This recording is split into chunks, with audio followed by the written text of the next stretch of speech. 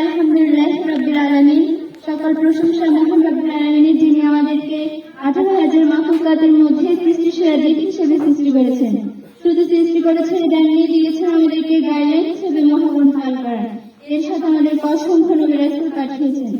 দুরূদ ও সালাম পেশ করছি মানবতার দূত সাইয়্যিদুল মুরসালিন খাতামুন নবী হযরত মুহাম্মদ সাল্লাল্লাহু আলাইহি ওয়াসাল্লামের রওজা মুবারকের প্রতি, যাকে সৃষ্টি না করা হলে দুনিয়ার একটি ধনী গণ সৃষ্টি হতো না, যার পথ ধরে আজকে আমাদের ছুটে চলা। মহান মালিকের কাছে আবার শুকরিয়া আদায় করছি যে মহান মালিক আমাদেরকে ফরিদুন্নেসা সাইয়্যিদ মহিলা মাদ্রাসায় জলসায় নামাজ সম্পর্কে কিছু বলার তৌফিক দান করেছেন। সালাত শব্দের অর্থ হলো দোয়া, তাসবিহ এবং রহমত। শরীয়তের পরিভাষায় সালাত হলো নির্ধারিত ওই ইবাদতকে নামাজ বলা হয়। নামাজ সম্পর্কে কোরআন ও হাদিসে অসংখ্য অগণিত কথা বলা হয়েছে। নামাজ প্রভুর কাছে নিজেকে সমর্পণের প্রথম প্রকাশ। নামাজ ইসলাম ও কুফরের মধ্যে পার্থক্য সৃষ্টিকারী। নামাজের মাধ্যমে একজন মুসলমানের ভারসাম্যপূর্ণ জীবন গড়ে ওঠে সংযম। নামাজ ইসলামের 5টি স্তম্ভের একটি। নামাজের প্রতি আমাদের যত্নশীল হতে হবে। আল্লাহ তাআলা বলেন, যে ব্যক্তি নামাজ আদায় করে না তাকে কাফেরের সাথে তুলনা করা হয়েছে। মান তারাকা সালাত মুআতাদাতান ফাকাদ কাফারা। যে ব্যক্তি ইচ্ছাকৃতভাবে সালাত আদায় করে না তাকে কুফরের সাথে তুলনা করা হয়েছে।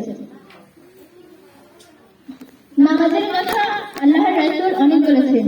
যে ব্যক্তি নামাজ আদায় করে না সে কাফের হয়ে যাবে। নামাজের প্রতি আমাদের খুব যত্নশীল হতে হবে। মা বাবার দায়িত্ব হচ্ছে যে তার সন্তানের বয়স যখন 7 বছর তখন তাকে নামাজের আদেশ করা। তার সন্তানের বয়স যখন 10 বছর হবে তখন তাকে নামাজের জন্য শাসন করতে হবে, যাতে করে সে নামাজ পড়াতে হওয়ার আগে নামাজের নিয়ম কানুন সঠিকভাবে জেনে নামাজ পড়তে আবশ্যক হয়।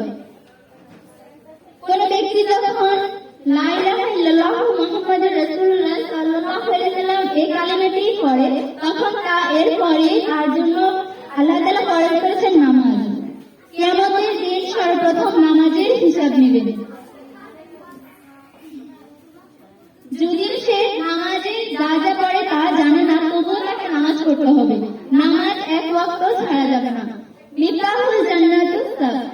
সালাত জান্নাতের চাবি। চাবি ছাড়া যেমন আমরা ঘরে ঢুকতে পারি না, তেমনি নামাজ ছাড়া আমরা কখনো জান্নাতে যেতে পারবো না। মহান আল্লাহ তাআলা কিয়ামতের দিন 7 শ্রেণীর ব্যক্তিদেরকে আরশের নিচে ছায়া দান করবেন। তাদের মধ্যে এক শ্রেণীর ব্যক্তি হচ্ছে যারা দুনিয়াতে নামাজ আদায় করেছে। তাই আমরা এই সংক্ষিপ্ত বক্তব্য থেকে বুঝতে পারি যে নামাজ আমাদেরকে পড়তে হবে। নামাজ কখনো আমাদের সারা